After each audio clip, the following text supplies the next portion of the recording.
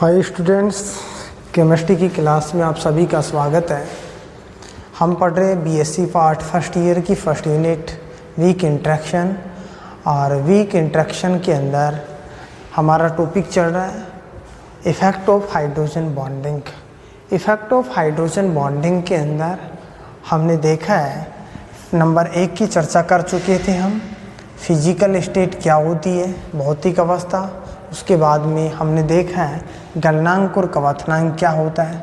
उसके बाद में देखा है वाष्पन की जो ऊष्मा होती है वो क्या होती है। और नेक्स्ट देखा है अणुभार क्या होता है, मोलर मास।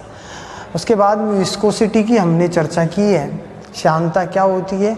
और आज हम चर्चा करेंगे विलेयता अर्थात सोल्युबिलिटी क्या होती है, इसके बारे में जानेंगे। देखो, सामान्यतः सोल्युबिलिटी के बारे में यदि हम चर्चा करें तो यौगिक होते हैं वो दो प्रकार के होते हैं। एक तो होते हैं आयनिक ध्रुवीय यौगिक, एक होते हैं अध्रुवीय यौगिक, ठीक है। और बंध की बात करें तो एक आयनिक बंध और दूसरा सहसंयोजक बंध, मतलब नॉर्मल वे के अंदर देखें तो आयनिक बंध और सहसंयोजक बंध की यहाँ पर हम चर्चा करेंगे। तो ध्रुवीय यौगिक और अध्रुवीय यौगिक, आयनिक बंध और सहसंयोजक बंध, इन चार की हम यहाँ पर चर्चा देखेंगे। देखो, आयनिक यौगिकों की बात करें तो आयनिक यौगिक होते हैं ऐसे विलायक जो ध्रुवीय नेचर के होते हैं, अर्थात आयनिक जो यौगिक होते हैं ध्रुवीय विलायकों में क्या होते हैं, विलेय होते हैं। कैसे विलायकों में, ध्रुवीय विलायकों में।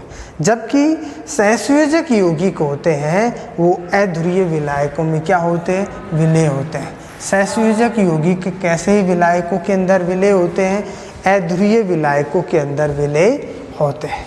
नेक्स्ट देखो, लेकिन वे सहसंयोजक यौगिक जो कि ध्रुवीय विलायक अणुओं के साथ में क्या बना लेते हैं, हाइड्रोजन बंध बना लेते हैं। ध्रुवीय विलायक अणुओं के साथ में हाइड्रोजन बंध बना लेते हैं, क्या हो जाते हैं, विलेय हो जाते हैं। ध्रुवीय विलायक अणुओं के साथ में हाइड्रोजन बंध बना लेते हैं, क्या हो जाते हैं, विलेय हो जाते हैं, ठीक है, विलेय हो जाते हैं। फॉर एग्जाम्पल की चर्चा करें तो जैसे स्टार्च है, ये सहसंयोजक यौगिक होते हैं और सहसंयोजक यौगिक होते हुए भी ध्रुवीय विलायक के साथ में हाइड्रोजन बंध बना लेते हैं, स्टार्च। उसके बाद में शर्करा, डिटर्जेंट और अनेक जो कार्बनिक यौगिक होते हैं जिनके अंदर OH समूह उपस्थित रहता है, क्या बना लेते हैं, हाइड्रोजन बंध बना लेते हैं, ठीक है। सहसंयोजक यौगिक ध्रुवीय विलायक, जैसे ध्रुवीय विलायक की हम बात करें तो क्या, जल, ठीक है। कैसा होता है, पोलर नेचर का होता है ध्रुवीय विलायक।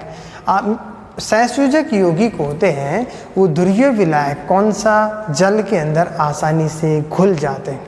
वो क्यों घुल जाते हैं, अर्थात ध्रुवीय विलायक जो अध्रुवीय विलायकों के साथ में हाइड्रोजन बंध बना लेते हैं आपस में क्या हो जाते हैं, विलेय हो जाते हैं। क्योंकि जो सहसंयोजक यौगिक हैं ध्रुवीय विलायक जल के अंदर इसलिए घुलते हैं क्योंकि जल के साथ में ये क्या बना लेते हैं, हाइड्रोजन बंध बना लेते हैं। क्योंकि जल के अणु के अंदर OH समूह पाया जाता है। जब OH समूह उपस्थित रहता है तो ये क्या बना लेते हैं, हाइड्रोजन बंध बना लेते हैं। अर्थात वे ध्रुवीय विलायक जो अध्रुवीय विलायकों के साथ में क्या बना लेते हैं, हाइड्रोजन बंध बना लेते हैं, आपस में क्या हो जाते हैं, विलेय हो जाते हैं। फॉर एग्जाम्पल की हम चर्चा करें, देखो इस प्रकार से क्या बना लेते हैं, इनके मध्य क्या पाया जाता है, हाइड्रोजन बॉन्डिंग पाई जाती है, ठीक है। क्या पाई जा रही है, हाइड्रोजन बॉन्डिंग पाई जा रही है।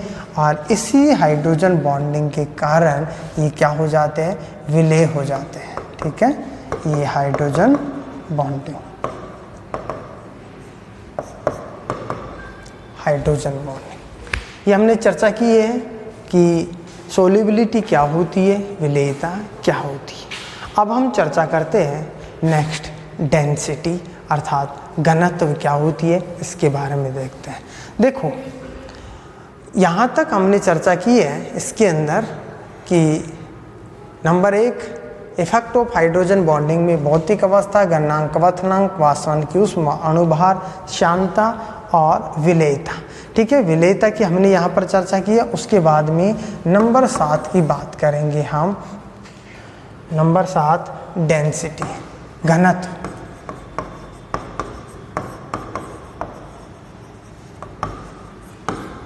डेंसिटी, ठीक है, घनत्व की चर्चा करेंगे नंबर 7। देखो, विलेयता की हमने चर्चा की थी,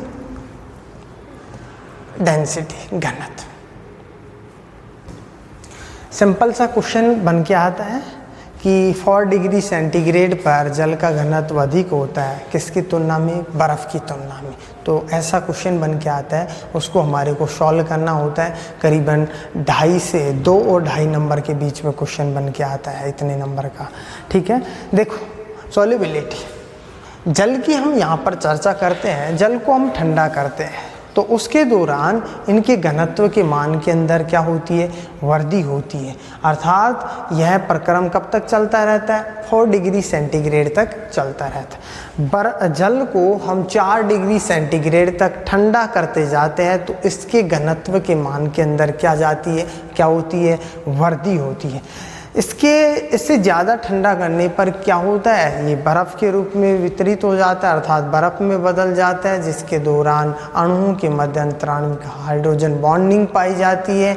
जब अंतराणविक हाइड्रोजन बॉन्डिंग पाई जाती है तो अणुओं के मध्य क्या पाया जाएगा? स्पेस रह जाता है। स्पेस रह जाता है तो आयतन के मान में क्या हो जाती है? वृद्धि हो जाती है। जब आयतन के मान में वृद्धि हो जाती है तो इसके घनत्व के मान में क्या होती है? कमी होती है। यही कारण होता है, क्वेश्चन बन के ये भी आता है कि बर्फ जल के ऊपर तैरती है, वो क्यों? कारण यही होता है, आयतन का मान बढ़ जाता है, अंतराणविक हाइड्रोजन बॉन्डिंग पाई जाती है और जिसके दौरान बर्फ़ होती है उसका आयतन अधिक होने के कारण इसका घनत्व कम हो जाता है और वो जल के ऊपर तैरती है। देखो, इसका स्पष्टीकरण हम यहाँ पर देखेंगे। जल को ठंडा करने पर इसके घनत्व के मान में क्या होती है? वृद्धि होती है। यह प्रक्रम कितने डिग्री सेंटीग्रेड? 4 डिग्री सेंटीग्रेड तक चलता रहता है। उसके बाद देखो, बर्फ़ का घनत्व जल की अपेक्षा क्या होता है? कम होता है। बर्फ़ का जो घनत्व होता है जल की अपेक्षा क्या होता है? कम होता है। इसका कारण बर्फ़ में उपस्थित जल के अणुओं के मध्य पाए जाने वाला अंतराणुक हाइड्रोजन बंध होता है। कौन सा बंध होता है? अंतराणुक हाइड्रोजन बंध होता है। नेक्स्ट देखो, बर्फ में जल के अणु एक दूसरे से निश्चित दूरी पर उपस्थित रहते हैं। बर्फ के अंदर जो जल के अणु होते हैं एक दूसरे से निश्चित दूरी पर उपस्थित रहते हैं। इनके मध्य रिक्त स्थान पाया जाता है। जब रिक्त स्थान अर्थात इनके अंदर वैकेंसी पाई जाती है, रिक्त स्थान पाए जाते हैं, तो उसके दौरान इन रिक्त स्थानों की उपस्थिति के कारण आयतन क्या हो जाता है? बढ़ जाता है। इनका आयतन बढ़ जाता है। अब जब आयतन के मान में वृद्धि होती है, आयतन बढ़ता है, तो घनत्व क्या हो जाता है? घनत्व के मान में क्या हो जाती है? कमी हो जाती है, अर्थात घनत्व कम हो जाता है, जिसके कारण ये जो बर्फ़ होती है, बर्फ़ का घनत्व होता है वो कम होता है और जल का घनत्व 4 डिग्री सेंटीग्रेड जल का घनत्व क्या हो जाता है? अधिक हो जाता है। आयतन बढ़ जाता है और घनत्व कम हो जाता है, जिसके कारण ये जो बर्फ़ होती है वो जल के ऊपर तैरती है, अर्थात जल के ऊपर इसको डालने पर ये क्या होती है? तैरती है। क्योंकि अंतराणविक हाइड्रोजन बॉन्डिंग के कारण जल के अणुओं के मध्य जो दूरी होती है वो निश्चित हो जाती है। इनके मध्य रिक्त स्थान पाए जाते हैं। रिक्त स्थान जहाँ पर पाए जाते हैं उन रिक्त स्थानों के अंदर वायु उपस्थित होती है। जब वायु उपस्थित होती है या फिर गुप्त ऊष्मा उनके अंदर क्या होती है? उपस्थित रहती है। जब गुप्त ऊष्मा उनके अंदर उपस्थित होती है तो इसके आयतन में वृद्धि होती है और घनत्व के मान में कमी होती है और बर्फ़ जल के ऊपर तैरती है। तो यहाँ पर हमने देखा है, घनत्व के बारे में देखा है कि घनत्व क्या होता है, अर्थात इफेक्ट ऑफ हाइड्रोजन बॉन्डिंग में नंबर 7 की बात की है, डेंसिटी, घनत्व क्या होता है। Thank you.